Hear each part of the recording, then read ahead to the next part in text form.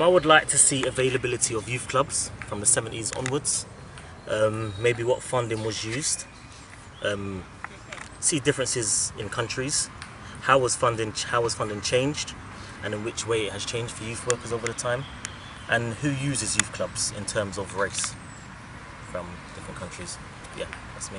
I want to see the black history in every country, museum-wise, and where young people can go to get their identity. Yeah, I'm interested in collecting people's stories of youth work, and so that's the kind of stories of actual youth workers, what they thought they were doing and why they thought they were doing it. I'm interested in the organizations involved in working with African Diaspora, and I want to see role models, leaders, community leaders on the map. I would like to see a map in relation to what kind of activities are done in youth work in terms of location and over time.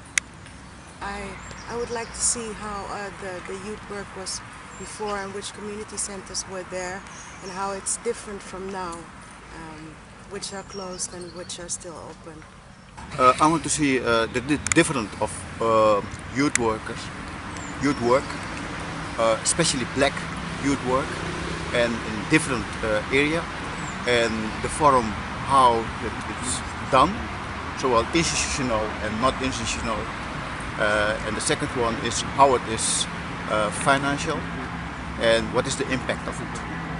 I would like to see the different types of youth workers that we have working with African diaspora young people with regards to their race, their experience, their age, and then have something that would measure their impact in relation to those factors.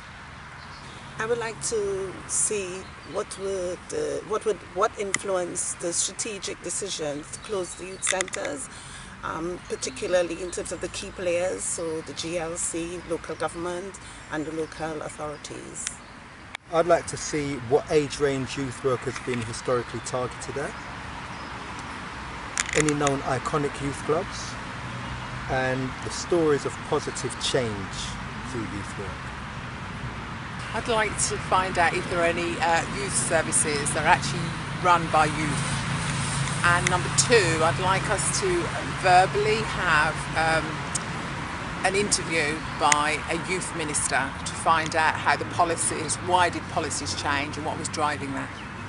So how do we make sense of our experiences? Smell, seeing, hearing and feeling, all these things. I would like to see on the map more of these things, like more videos, more pictures, more voices, so we can make sense of the experience of the African diaspora in different locations.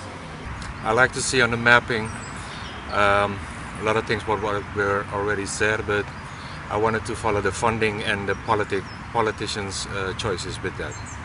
I'd like to see the cultural changes through music, fashion, arts, expression.